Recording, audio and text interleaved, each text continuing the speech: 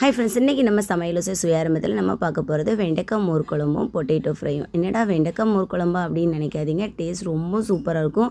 நமக்கு மதியம் ஒரு நல்ல ஒரு லஞ்ச் காம்போவாக இருக்கும். அதே மாதிரி குட்டீஸுங்களுக்கும் நம்ம வந்து லஞ்ச் பாக்ஸோடு இதை கொடுத்து அனுப்புங்களா, ரொம்ப டேஸ்ட் சூப்பராக இருக்கும். ஸோ எப்படி பண்ணான்னு பார்க்கலாமா. இப்போ ஒரு பவுலில் 2 டேபிள் ஸ்பூன் அளவுக்கு நம்ம வந்து பச்சரிசி எடுத்துக்கிறோம். அதே ஸ்பூனில் 2 டேபிள் ஸ்பூன் அளவுக்கு துவரம்பருப்பு சேர்த்து தண்ணி சேர்த்து இதை வந்து ஊற வச்சுக்கலாம். இது வந்து ஒரு அரை மணி நேரம் ஊறட்டும். இப்போ பேனில் கொஞ்சமாக எண்ணெய் சேர்த்துட்டு அது கூடல நம்ம சின்ன சின்னதாக கட் பண்ணி வச்சுருக்க வெண்டைக்காவை நம்ம சேர்த்துக்கலாம். வெண்டைக்காய் வந்து இந்த எண்ணெயிலே நல்லா வதங்கி வரட்டும். வதங்கும் போது கொஞ்சமாக உப்பு சேர்த்து வதக்கிக்கோங்க. இப்போ வதங்கினதுக்கப்புறமா இப்போ வந்து நம்ம ஏற்கனவே ஊற வச்சுருந்தோம்ல அரிசி பருப்பு, அது கூடல 2 பச்சை மிளகா, 2 பல்லு பூண்டு, 2 துண்டு இஞ்சி, அப்புறம் சின்ன வெங்காயம், கொஞ்சம் ஜீரகம், இதை சேர்த்து ஒரு நல்ல ஃபைன் பேஸ்ட்டாக நீங்கள் அரைச்சி எடுத்துக்கோங்க. இப்போ பேனில் எண்ணெய் சேர்த்ததுக்கப்புறமா கொஞ்சமாக கடுகு தாளிக்கிறதுக்கு, 2 காஞ்ச மிளகாய், கொஞ்சமாக பெருங்காயம், கருவேப்பிலை எல்லாமே சேர்த்து நல்லா தாளிக்கிறதுக்கு சேர்த்துக்கோங்க. இப்போ நம்ம அரைச்சி வச்சுருக்கோம்ல அந்த அரிசி பருப்பு அதையும் சேர்த்துட்டு அது கூடலாம் கொஞ்சம் தண்ணியும் சேர்த்து இதை நல்லா கலந்து விட்டுக்கலாம். இப்போ இதில் ஒரு 1/4 டீஸ்பூன் வந்து மஞ்சத்தூள் சேர்த்துக்கலாம். சேர்த்து நல்லா கலந்து விட்டுக்கோங்க. இது கூடலாம் இப்போ நம்ம ஃப்ரை பண்ணி வச்சுருந்த அந்த வெண்டைக்காயை நம்ம இது கூட சேர்த்துக்கலாம். சேர்த்ததுக்கப்புறமா நல்லா கெட்டியான தயிர், நல்லா நான் பெரிய கப்புக்கு 1 கப் எடுத்துக்கிறேன். ஸோ அதையும் சேர்த்துட்டு இது கூடலாம் தேவையான அளவுக்கு தண்ணி அதையும் சேர்த்துக்கோங்க.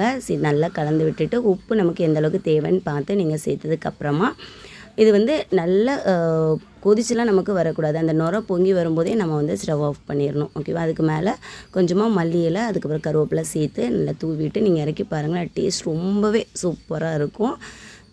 இந்த மோர் குழம்புக்கு ஒரு சூப்பர் சைட் டிஷ் என்ன அப்படின்னு பார்த்தீங்கன்னா பொட்டேட்டோ ஃப்ரை தாங்க. அவ்வளோ சூப்பராக இருக்கும். ஸோ அது எப்படி பண்ணலான்னு பார்க்கலாமா. ஸோ அதுக்கு வந்து நான் வந்து 4 பொட்டேட்டோ எடுத்துக்கிறேன். ஸோ இதோட தோலை நல்லா இந்த மாதிரி சீவிட்டு இதை வந்து நம்ம சின்ன சின்னதாக கட் பண்ணி எடுத்துக்கலாம். அப்படி இல்லைன்னா நல்லா வாஷ் பண்ணிவிட்டு இந்த மாதிரி நீளமாக கூட கட் பண்ணி எடுத்துக்கோங்க. உங்களோட விருப்பம் தான். நீங்கள் எந்த மாதிரி வேணுமோ அந்த மாதிரி கட் பண்ணி எடுத்துகிட்டு இப்போ நம்ம வந்து இதை வேக வச்சு எடுத்துக்கலாம். வேக வைக்கிறதுக்கு ஒரு பாத்திரத்தில் தண்ணி எடுத்துகிட்டு இப்போ நம்ம கட் பண்ணி வச்சுருக்க உருளைக்கிழங்கு அது கூட நம்ம சேர்த்துட்டு நீங்கள் உப்பு வந்து இப்போ வேணாலும் போட்டுக்கலாம். அப்படி இல்லைன்னா ஃப்ரை பண்ணும்போது கூட போட்டுக்கலாம். இதை நல்லா வெந்து வரட்டும். நல்லா வெந்து வரணும்னா அப்படிங்கிறனால குழஞ்சிடக்கூடாது. ஓகேவா. இந்த பக்குவத்தில் நீங்கள் கரெக்டாக எடுத்துக்கோங்க. எடுத்ததுக்கப்புறமா இப்போ பேனில் எண்ணெய் சேர்த்துட்டு இதில் ஒரு 6 பல்லு பூண்டு நல்லா இடித்து சேர்த்துக்கோங்க. இதுதான் அந்த பொட்டேட்டோ ஃப்ரைக்கு நல்ல ஒரு வாசனை கொடுக்குறது. கொஞ்சமாக வந்து கடுகு, பெருங்காயத்தூள், மஞ்சத்தூள், அப்புறம் வந்து காரத்துக்கு வந்து மிளகாய்த்தூள், கொஞ்சமாக கரம் மசாலா. உங்களுக்கு காரம் எந்த அளவுக்கு தேவையோ அந்த அளவுக்கு பார்த்து சேர்த்துக்கோங்க. இப்போ நம்ம வந்து வேக வச்சுருந்த உருளைக்கிழங்கு அதையும் சேர்த்துட்டு நல்லா கலந்து விட்டுக்கலாம்.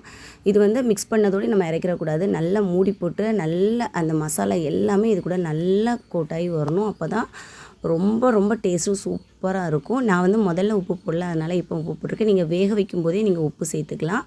சேர்த்துட்டு மேலே நல்லா வெந்து வந்ததுக்கப்புறமா இப்போ வந்து கசூரி மேத்தி போட்டு நல்லா மிக்ஸ் பண்ணி விட்டுட்டேன்னா ஒரு சூப்பர் அண்ட் டேஸ்டியான பொட்டேட்டோ ஃப்ரை ரெடி ஆயிருங்க. கண்டிப்பாக இந்த லஞ்ச் காம்போ நீங்கள் ட்ரை பண்ணி பாருங்கள். டேஸ்ட் ரொம்ப சூப்பராக இருக்கும். நல்லா வெயிலுக்கெலாம் இந்த மாதிரி மோர் குழம்பு வச்சு சாப்பிட்டு பாருங்கள். ரொம்பவே சூப்பராக இருக்கும்.